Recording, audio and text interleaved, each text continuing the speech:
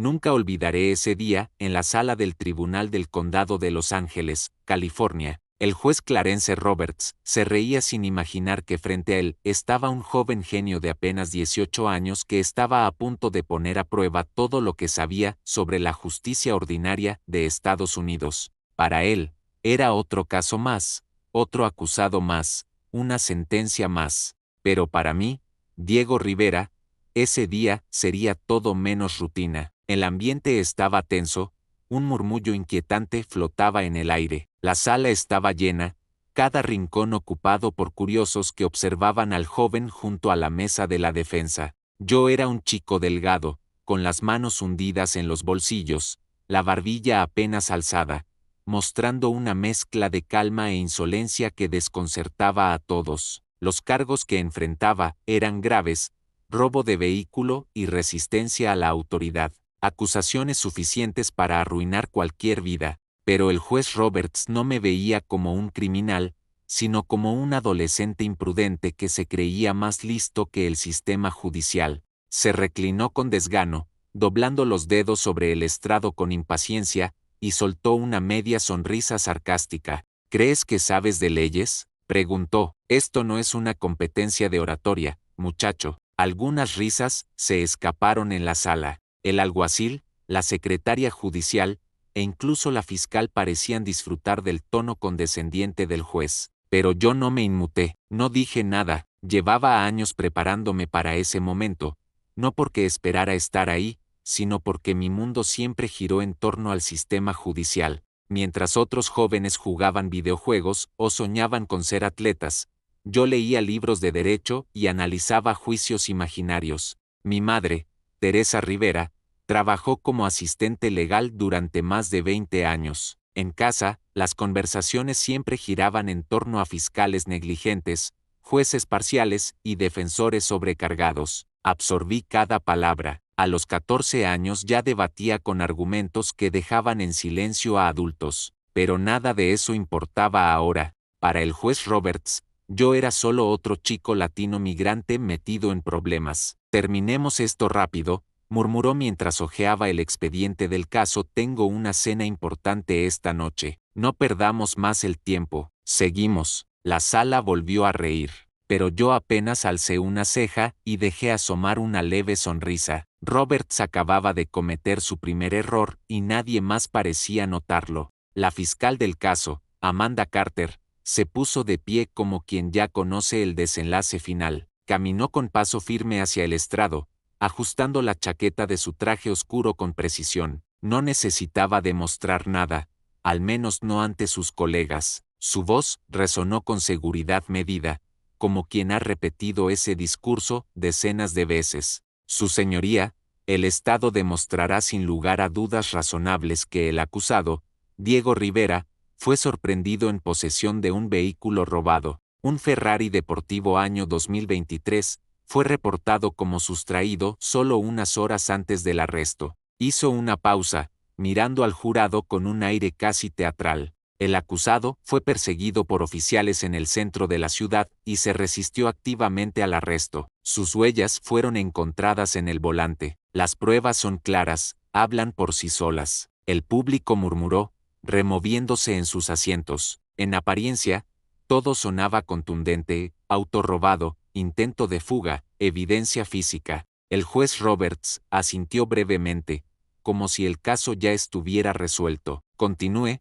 fiscal, dijo sin mucho interés. Amanda se acercó al jurado con pasos calculados, sosteniendo un fajo de documentos. La defensa intentará convencerlos de que el señor Rivera fue víctima de una confusión, que estuvo en el lugar equivocado en el momento equivocado. Se giró hacia mí, por primera vez. Pero seamos honestos, ¿qué clase de inocente huye de la policía o de la ley? La tensión en la sala aumentó, como si alguien hubiera bajado la temperatura. El juez se inclinó, apoyando la cabeza en la mano. Yo permanecía inmóvil, impasible. La fiscal volvió a revisar sus papeles con calma. Tenemos aquí la declaración jurada del oficial Marcus Reed. Él afirma haber visto personalmente al acusado conduciendo el vehículo antes de que intentara escapar. El procedimiento de arresto fue llevado a cabo conforme al protocolo establecido. El juez volvió a asentir. Suena bastante sencillo, murmuró, y para casi todos en esa sala, lo era, pero no para mí. Había dedicado mi vida entera a estudiar casos judiciales. No tardé en notar los vacíos, las inconsistencias, pero aún no era el momento de hablar. No todavía. Roberts golpeó suavemente el estrado con el mazo. Ahora escuchemos a la defensa. La abogada de oficio asignada a mí, una mujer llamada Laura Simmons, se levantó con evidente nerviosismo. Su señoría, mi cliente. No terminó la frase. Coloqué una mano sobre su brazo en silencio. No era una interrupción agresiva, era una decisión. Laura me miró unos segundos, luego asintió con resignación y volvió a sentarse. Finalmente, hablé, me representaré a mí mismo, su señoría. Un silencio absoluto se apoderó de la corte. El juez Roberts me miró con una mezcla de asombro y burla. ¿Tú solo?, preguntó con ironía, pero mi voz no vaciló. Sí, su señoría, haré mi propia defensa. En ese instante, algo en la sala cambió para siempre. Lo que estaba por venir ya no era un juicio cualquiera, era el principio de una batalla inesperada. Avancé con calma, mis pasos firmes resonaban en la madera del piso. Mi postura erguida transmitía una seguridad que nadie esperaba. Las miradas estaban fijas en mí, las del jurado, del público, incluso la del juez Roberts, que ahora me observaba con una ceja arqueada. Dejé que el silencio se asentara, incómodo, pesado, intencional. Cuando por fin hablé, lo hice con voz clara y pausada. Antes de comenzar, su señoría, quisiera confirmar un detalle con la fiscalía. La fiscal cruzó los brazos, ladeando la cabeza con una sonrisa escéptica. Adelante. Usted mencionó que el oficial Marcus Reed me vio al volante del vehículo antes de que intentara huir. ¿Es correcto? Correcto, respondió ella con impaciencia, como queriendo terminar esa escena innecesaria, y ese testimonio está incluido en su informe oficial. Asentí y luego dirigí mi mirada al juez. Entonces, solicito que ese testimonio sea retirado como prueba válida. Un murmullo recorrió la galería. El juez frunció el ceño. ¿Con qué fundamento? Por primera vez, saqué las manos de los bolsillos y señalé hacia la mesa de la fiscalía, porque el oficial Reed no me vio en ese vehículo. De hecho, ni siquiera estaba de servicio cuando comenzó la persecución. El rostro de Amanda se tensó por un segundo. ¿De qué estás hablando?, preguntó con una voz menos firme. Quisiera solicitar los registros del GPS del patrullero del oficial Reed para esa noche. Si él afirma haberme visto, su ubicación debe coincidir con el lugar donde ocurrió la detención, pero tengo razones para creer que no lo hará. El silencio se tornó más espeso. El juez giró lentamente hacia la fiscal. ¿Alguna objeción? Ella tragó saliva. La pausa fue lo bastante prolongada para que todos notaran la duda. No, su señoría, dijo finalmente, aunque sin la seguridad de antes. Respiré profundo. Sabía que ese era solo el primer golpe, uno que ya había tambaleado los cimientos de la fiscalía. Por primera vez, la risa desapareció del ambiente. Amanda hojeó sus papeles, intentando reorganizar su estrategia.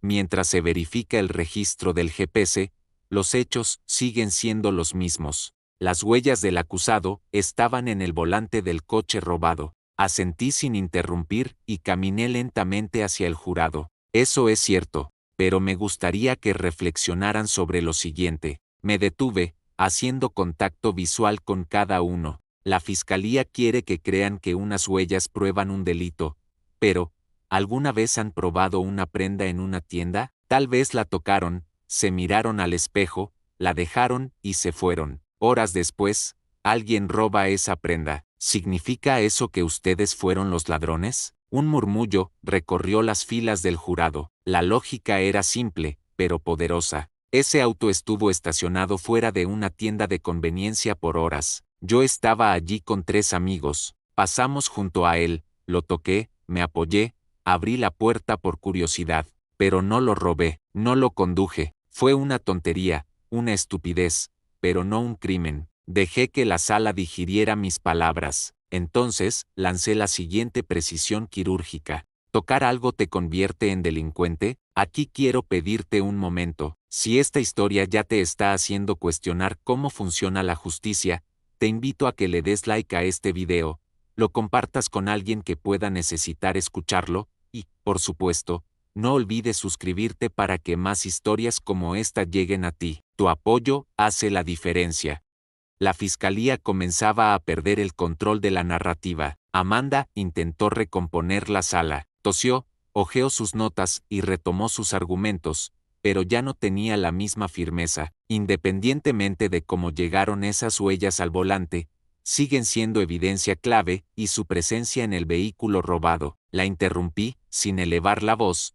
Eso nos lleva a otra pregunta importante. Su señoría, me giré hacia el juez Roberts, quien ahora me observaba con creciente atención.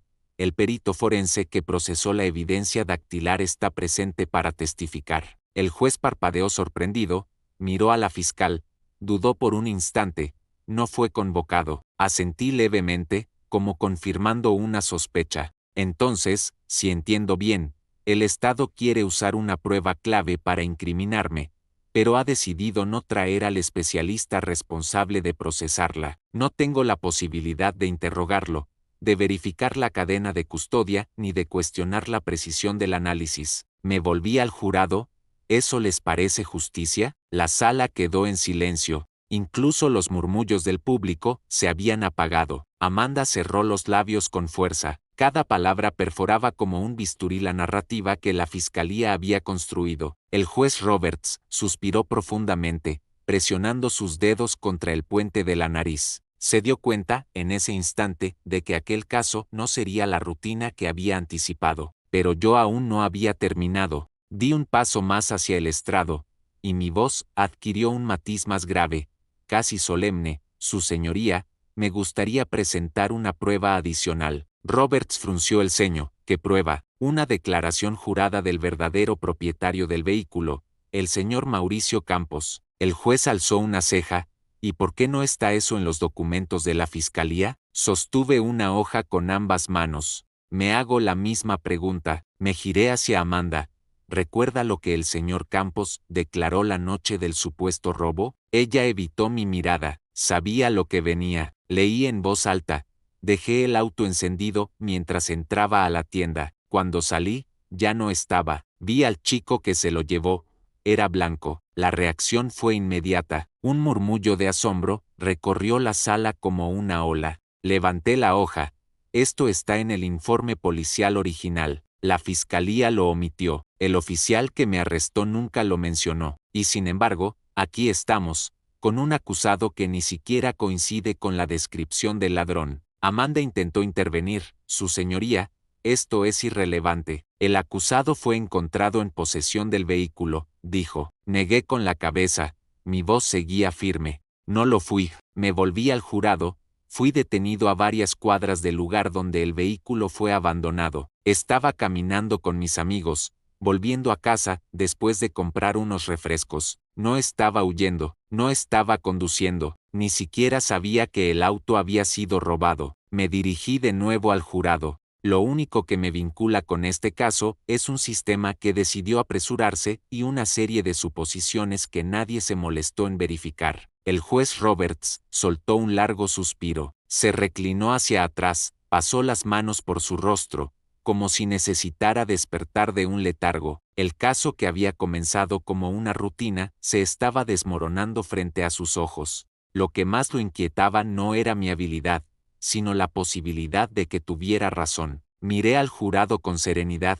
El verdadero sospechoso se escapó esa noche. La policía no lo atrapó, así que encontraron a un joven moreno latino migrante en la misma zona y decidieron que era suficiente. De eso se trata este juicio, no de pruebas, sino de prejuicios. Silencio denso, total se llenó en la sala. El juez se aclaró la garganta. Fiscalía, ¿desea presentar algo más? Amanda permanecía rígida. Sus manos apretaban los papeles como si intentara exprimirles una salida que no existía. Finalmente negó con la cabeza. No, su señoría. Me giré y me acerqué lentamente a mi mesa. Respiré hondo y dije algo que sellaría el destino del juicio. Me han llamado insolente. Me han dicho que no soy abogado. tal vez tengan razón. Pero si alguien con 18 años, sin título, sin experiencia, logra desmontar un caso que debía ser claro para el Estado, entonces el problema no soy yo, es el sistema. Una mezcla de asombro e incomodidad se apoderó del tribunal. El jurado intercambió miradas. Incluso el alguacil, que hasta entonces sonreía con suficiencia, parecía desconcertado. El juez Roberts me miró por un largo instante, luego bajó los ojos hacia el expediente. Lo hojeó en silencio, como si de pronto ya no confiara en cada palabra escrita en él. Cerró la carpeta, se ajustó las gafas y dijo en voz clara: caso desestimado. La palabra cayó como una bomba. Un segundo de absoluto asombro precedió al estallido de murmullos en la sala. Algunos se llevaban las manos a la boca, otros empezaban a aplaudir en silencio. Yo no reaccioné, me quedé de pie, inmóvil, dejando que el peso de ese momento se instalara en cada rincón del recinto. Sabía que aquello no era solo una victoria personal, era un punto de inflexión. El juez Roberts, con el mazo aún en la mano, me dirigió una última mirada. En ella no había burla ni arrogancia, solo algo parecido al respeto, quizás incluso remordimiento. Le devolví la mirada por unos segundos,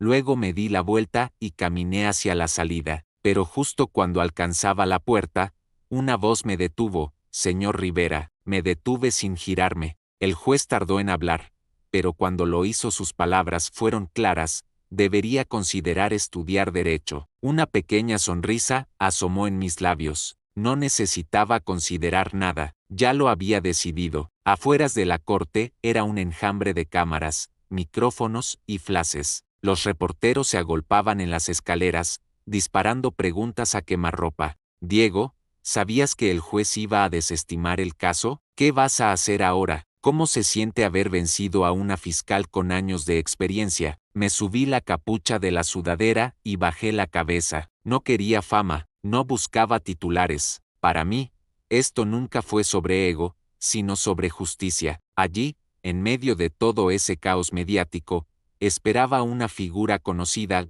mi madre, Teresa. Estaba de pie al pie de las escaleras, con los brazos cruzados y una expresión que mezclaba orgullo con agotamiento. Cuando la alcancé, ella negó con la cabeza y soltó un suspiro. Hijo, casi me matas del susto. Me rasqué la nuca, esbozando una risa tímida. Tenía que intentarlo. Teresa me miró durante un largo segundo y luego me abrazó con fuerza.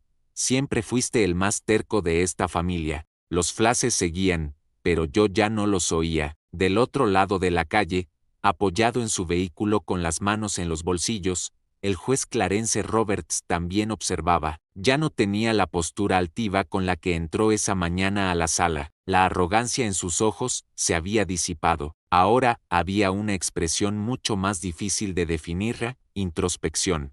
No había previsto que aquel juicio de rutina, otro día, otro acusado, otro veredicto automático, terminaría de esa manera, porque lo que yo había hecho no era común. No solo defendí mi inocencia con argumentos sólidos, hice que el sistema judicial se mirara a sí mismo, y por una vez, el sistema retrocedió. El juez lo sabía, aquello lo marcaría por mucho tiempo. Cuantos otros casos se resolvían con las mismas prisas, con las mismas omisiones. ¿Cuántas personas habían sido condenadas sin pruebas claras, simplemente por tener el rostro equivocado, el acento equivocado, la historia equivocada? Yo no había salvado solo mi nombre, había expuesto una falla profunda, una herida abierta que nadie quería ver. Lo más inquietante de todo era pensar en cuántos otros jóvenes latinos como yo podrían no tener las palabras, ni el valor, ni la oportunidad para defenderse así. Si esta historia te ha conmovido, si te ha hecho abrir los ojos sobre cómo la justicia puede fallar, te invito a que te suscribas al canal, dale like, comparte este video con quienes necesitan conocer esta realidad y deja un comentario con tu opinión o si conoces un caso parecido. Cada apoyo es un paso para que estas historias no se queden en el silencio. Gracias por estar aquí y ser parte del cambio. Gracias por acompañarme en este relato que marcó mi vida para siempre. Si quieres seguir escuchando historias reales que desafían el sistema, te espero en el próximo video. No olvides suscribirte y activar la campana para que no te pierdas ninguna. Comparte esta historia para que más personas sepan que, con valor y verdad, la justicia puede cambiar. Nos vemos pronto.